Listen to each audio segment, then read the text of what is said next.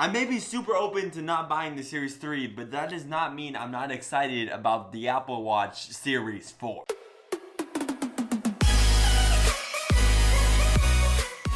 As for right now, I still stand by my claim that you should not buy the Apple Watch Series 3, especially for its price, since it's not that big of an upgrade over the Apple Watch Series.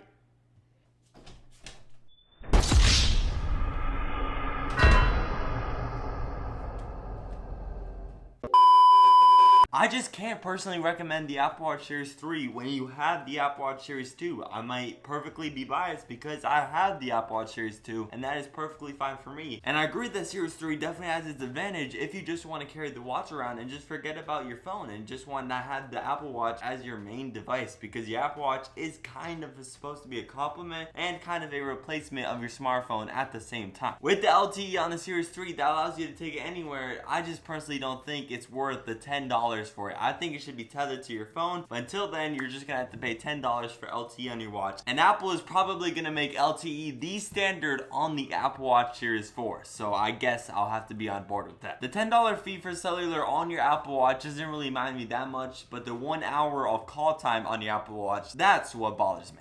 Remember, you only have your watch on, so if you want to make a business call or just a long call to a friend for an hour, it is only going to last an hour because that's all the battery life of the Apple Watch Series 3 can handle. But with the Series 4, the first upgrade that we're talking about is for sure a bigger battery. The Apple Watch Series 3 and 2 could both get you 2 days without charging your watch. My watch is at what, like 30% right now, and I'm on the second day, so it could definitely take you through 2 days. But the problem is with the Series 3, when you're using that LTE, not tethered to your iPhone, you're starting to drain that battery life to only 1 day of battery life. And not to your smartphone, you're starting to turn the Series 3 from the 2-day battery life watch into a 1-day battery life watch with the LTE. Apple doesn't want that. Us consumers don't want that. We want 2 days of battery life in our watches, and if LTE is going to be the standard in Apple Watches, we want 2 days of battery. That's what the Series 4 should be expected. A bunch of analysts are calling that, and that's kind of an obvious one. Why not just add a bigger battery if you can? Another possible rumor with the Series 4 is that it's gonna have a 15% bigger display. And no, this does not mean that all your watch bands are gonna be completely useless. This means Apple is going to follow the trend and quote unquote remove the bezels. In 2017, that was for sure the year that smartphones starting to reduce bezels, and they started to reduce bezels fast. Apple, in the first change of about 4 years, finally changed their hardware design with the iPhone X. Now with the iPhone X coming in late 2017, kind of setting the standards for all smartphones, now in 2018, the new trend is kind of put a notch on your phone. The OnePlus 6 is going to have a notch, the Huawei P20 Pro is going to have a notch, the LG G7 is going to have a notch. A lot of phones are going to have a notch in 2018. So if we take what Apple did with last year with the iPhone X, finally adding more screen to display for the first time in 4 years. They didn't change it for 4 years, and they finally did it with the iPhone X. If we take that little thing and put it onto the Apple Watch, Apple has not changed the screen size since the beginning. There's always been rumors for Apple to switch the screen size from 38mm to 46. That's not gonna happen. They're just gonna reduce the bezel and add more screen. Precisely 15% more screen, one analyst says. This rumor definitely makes sense because it's definitely following the trend of these past 2 years of removing the bezel. If you take a quick look at the Apple Watch, you cannot tell it has bezels. But if you take a little deeper look, you could definitely see where the screen ends and the bezel begins. Smart idea for Apple to make the bezels black. If Apple with the Series 4 adds more screen, that's going to be a new design, so people are going to pique the interest in that, and it's just more screen. Who doesn't love more screen for the same size form factor? Is it going to be that much more screen? No, but with the screen kind of bending across the edges, that's just going to make a nice, pleasant experience. Another feature that I kind of doubt, but it kind of could happen, is MicroLED technology in the Apple Watch Series 4. In case you didn't know, Apple's iPhone X is the first iPhone to have an OLED display in it. The iPhone 8 doesn't, the iPhone 7 doesn't, the iPhone 6s doesn't. You get my point. Apple just recently got on the bandwagon of OLED technology on their iPhones, but they've been on that technology for a while now, since the first ever series of the Apple Watch on the Apple Watch. I just said Apple Watch twice. So if you start thinking about the Apple Watch having this OLED display technology for 3 to 4 years already, and the iPhone just getting this, you could probably think that the micro LED technology is going to go on here for a couple years, and then it's going to shift to the iPhone. There is a report that Apple is testing this micro LED technology in this little office near Cupertino, California. Apple's trying to keep everything low key because they might just add it to the Apple Watch Series 4. Micro LED technology still has the same benefits as OLED. It still has those deep blacks and the power efficient display, but micro LED even improves on a higher brightness, more vivid colors, and a longer lasting display. All benefits over an OLED technology. So you got those deeper blacks, but you also got a longer lasting display. The one downside to OLED, forgetting about all its benefits, is that it doesn't last that long. About 5 years at the maximum, and then it really starts to take a downturn. Micro LED, that could probably go for 10 years compared to 5 years with OLED. Don't get me wrong, I'd love to see a micro LED display inside the Series 4, but I sure doubt the display technology and the display rumors because it hasn't been done before in a smartwatch or a smartphone, so I don't know how Apple's gonna do it. But if anyone's gonna do it, I think Apple would be the company to do so, especially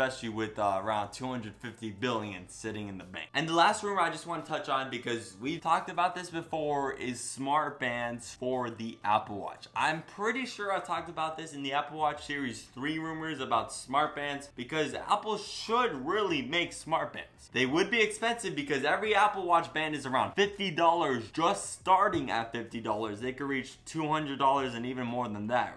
Ridiculous pricing, Apple. Albeit expensive, you could have a health tracking band, you could have a battery life band, you could have a camera band. Think of all the potentials with a smart band that could just add to all Apple Watches, but mainly the Series 4. Because if you did not know, under this little band connection is the secret port that data and power could transfer through. So you never know, smart bands could be a thing. This rumor I doubt even more than the micro LED technology, but we will have to see. I'd love to hear your opinion about the Apple Watch Series 4 rumors in the comment section below, and while you're doing that, I'll see you in the next one.